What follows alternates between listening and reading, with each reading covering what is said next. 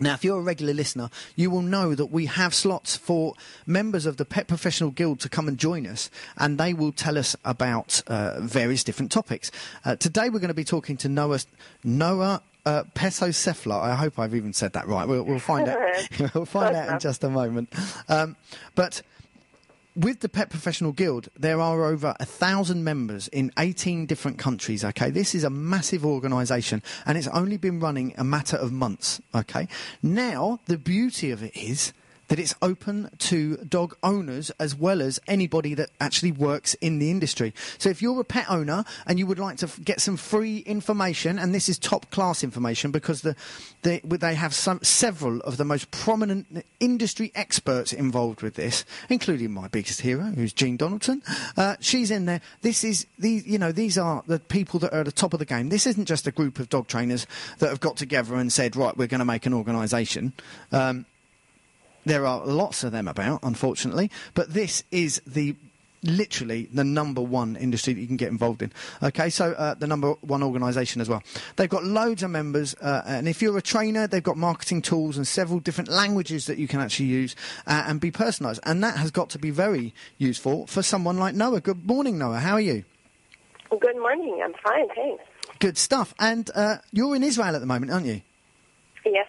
That's where I live right now. What time is it over there? It's 11:30, roughly. In the morning? Yeah. Oh, okay, cool. That's not too bad. I was expecting it to be something like midnight or very good. No. Oh, good stuff. I thought we'd kept you up, but it's good. Now, we're going to be talking about puppies, aren't we, Noah? Yes. Okay, so where are we going to start? Puppies is a massive topic. So where do you want to start with that? Well, I think puppies are great to teach. They learn so fast. The challenge is you have so much to teach them, and that kind of makes it hard. It gets overwhelming for people. They don't know what to do first. And I kind of like to give them just the basics of how to build a good relationship with a puppy so that they grow up to be a well-behaved dog.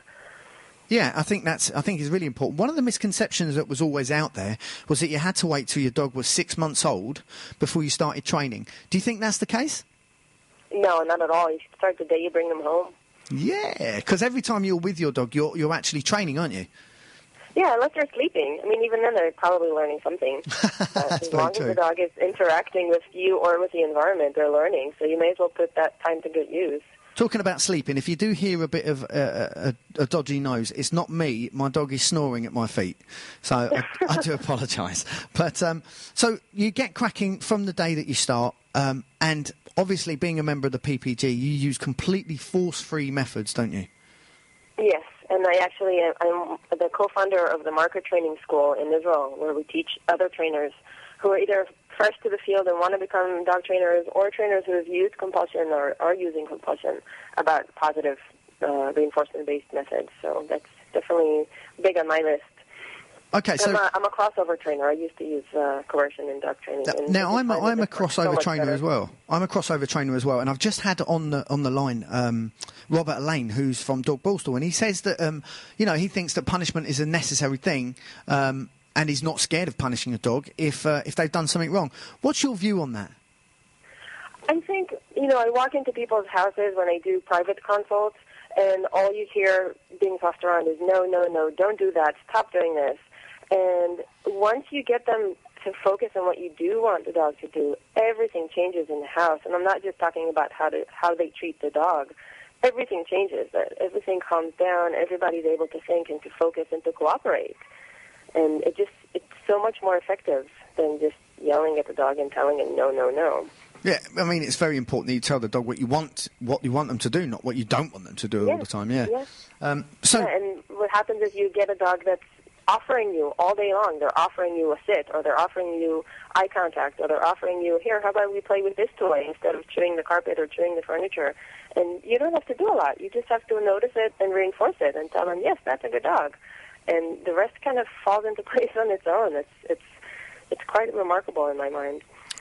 So what sort of things would you start with when you're with a puppy then? I'm really big on preventing problems that I know are going to crop up in the future. So, we do the basics. We do calling coming when called, and teaching leave it if it's food on the floor or stuff outside. But I also like to teach them how to be alone and to stay calm and how to share food in other positions that we don't have aggression cropping up later. Teaching them self-control, I think, is big, big, big for puppies. Okay, and there's loads of different resources out there. Unfortunately, the internet, I mean, it's brought the world together. We've got so much information available to us. The problem is that a lot of that information is really bad, and a lot of information is very, very good.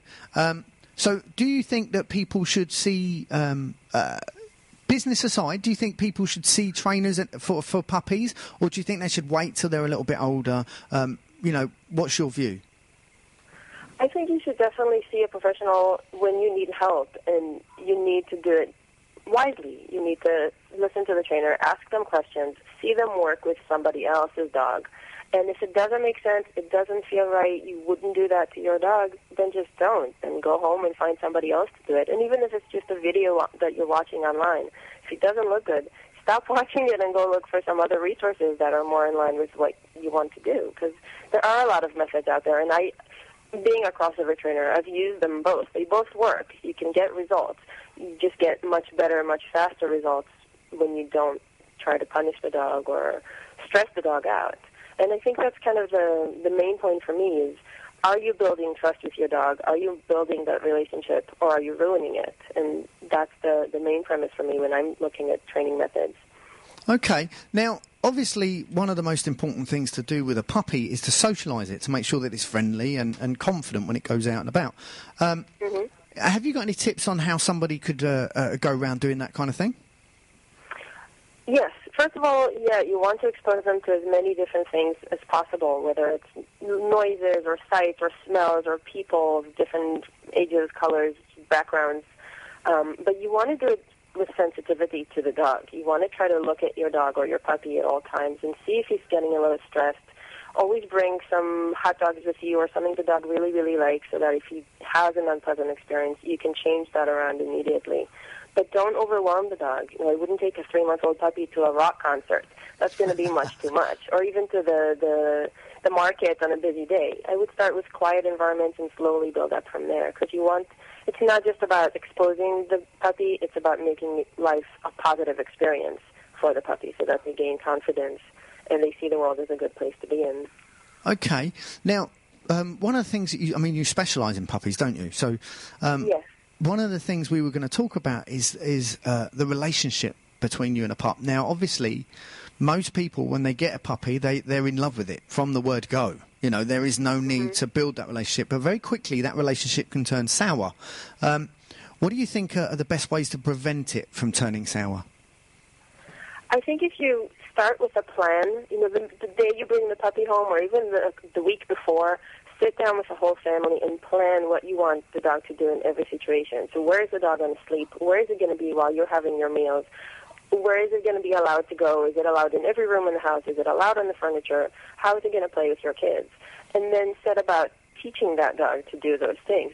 They don't come pre-programmed with the house rules in their heads. We have to teach them to do that. And I think where it goes sour is where the puppy stops being that cute when they're around 4, 5, 6 months of age and they start being bigger and stronger and, you've kind of had it with the teeth and the peeing everywhere. And people's expectations suddenly change, but they haven't bothered to teach the dog the rules.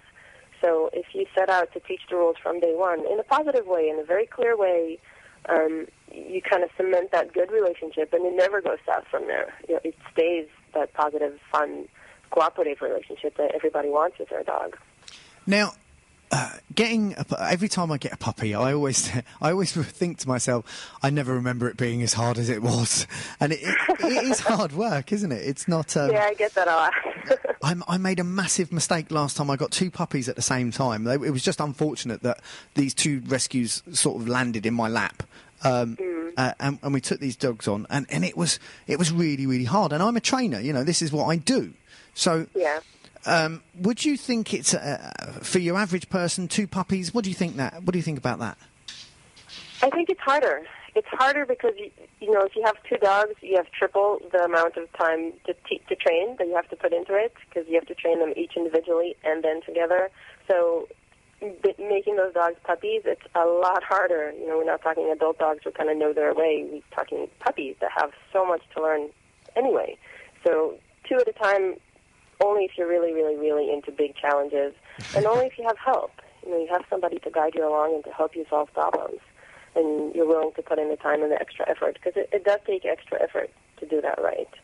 Okay. Now, puppies, we can't escape, where puppies come from.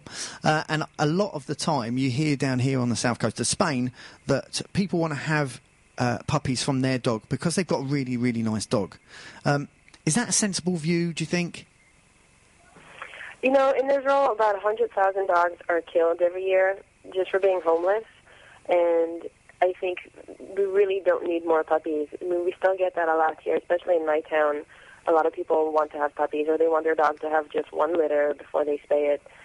There's so many puppies, really wonderful dogs in the local shelters, and all you need to do is walk in there, and you'll fall in love.